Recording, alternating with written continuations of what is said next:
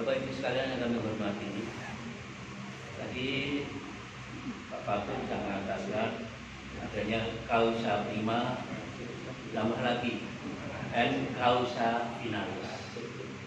Sebab utama, sebab pertama, dan sebab yang terakhir. Bahasa Jawanya sangkan paraning dumadi.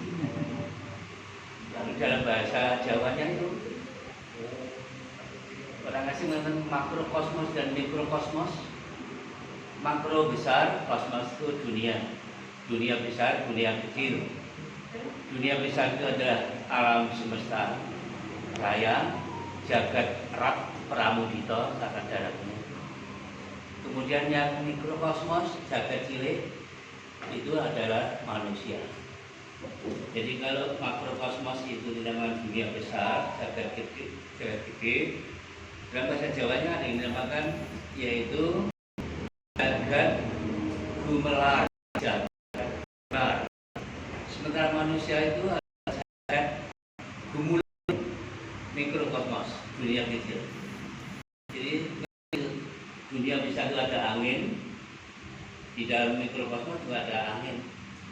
Di dalam makrokosmos ada sungai, di sini pun ada sungai dari darat yang mengalir. Di dalam makrokosmos ada gunung, di sini pun ada gunung. Jadi ini adalah ciptaan Allah sungguh indah.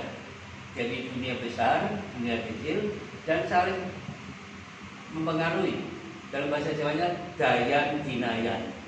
Jadi antara makrokosmos dengan mikrokosmos, sehingga manusia terkadang setia macam-macam tidak mengaya, sehingga akhirnya alam besar itu tidak murka, marah.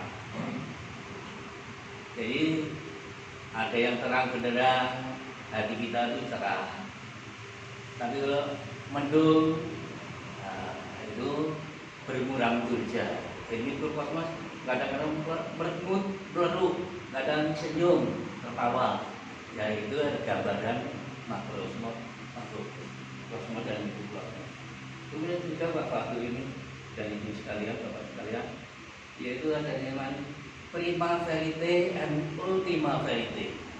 Prima verite itu adalah asal usul manusia, asal usul roh. Kemudian and causa prima verite and ultima verite. Ultimo itu artinya tujuan. Jadi kalau buat surat dulu di dalam masih muda, primo itu awal, medio tengah, ultimo akhir. Jadi prima, ultima itu adalah awal dan akhir. Itu mengenai masalah filsafat itu memang ada kaitannya Bapak Ibu. Jadi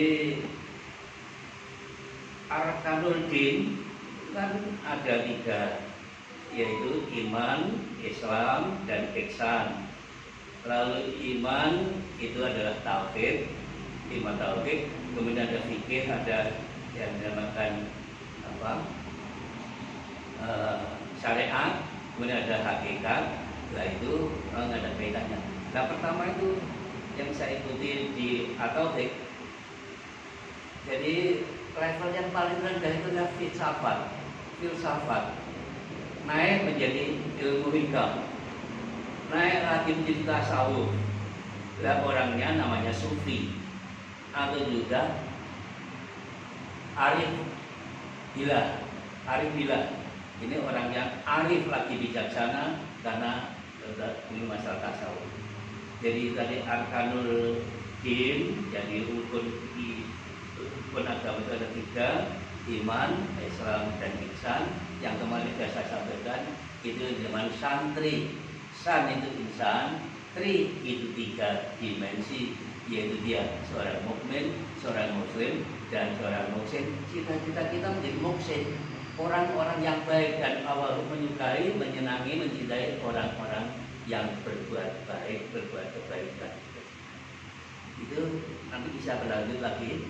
Ini mengenai ayat 23 di dalam surat Al-A'raf juga sudah diceritakan oleh Allah, firman Allah itu, dan diulang-ulang lagi dalam surat ayat yang lain. Dan itu yang namanya pendidikan karakter. Pendidikan karakter itu diulang-ulang. Kemarin sholat, sekarang sholat, besok sholat.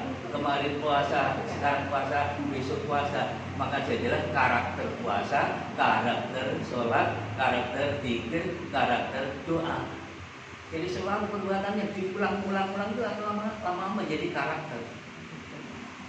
Mulai pertama dipaksa, lama-lama menjadi kebiasaan, menjadi terbiasa.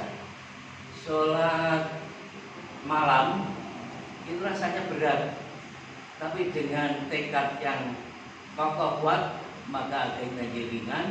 Dan Arifin almarhum dan di situ ada kenikmatan qiyamul lail, adanya kelezatan orang sholat malam kalau sudah terbiasa.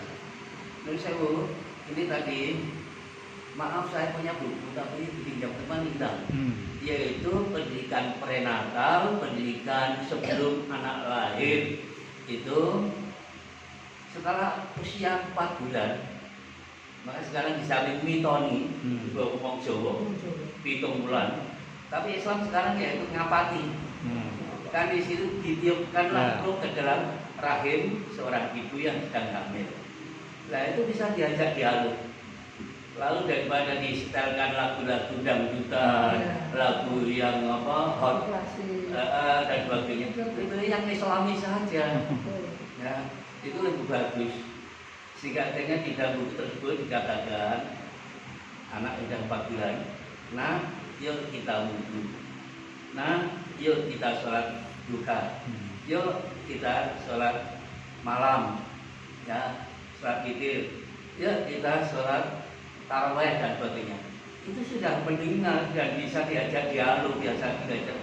Malam-malam menjadi kebiasaan. Pendidikan prenatal.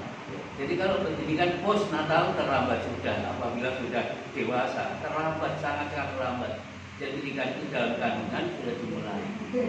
Lalu benar tadi di dalam Al-Quran benar bahwa yang pertama kali itu adalah pendengaran. Ya, kemudian diadani dan dikomati anak-anak ini. Kemudian akhirnya bisa melihat, kemudian akhirnya bisa merasakan, bisa memahami. Maka oleh Allah lewat lirik lagunya, Ibu bermata tapi tak melihat, tak bertelinga tapi tak mendengar, berhati tapi tidak merasa, tidak memahami. Pada maksud tujuan Allah menciptakan ini telinga, mata, hati itu adalah telinga untuk mendengarkan ayat-ayat Allah, mendengarkan tausiah Ustaz Pak Fatur ini. Lalu akhirnya mata itu untuk memandang, melihat tanda-tanda kebesaran Allah, ciptaan Allah, alam semesta raya, laut itu indah, gunung itu indah, sungai itu indah, penuh dengan keindahan karena yang menciptakan adalah Maha Indah.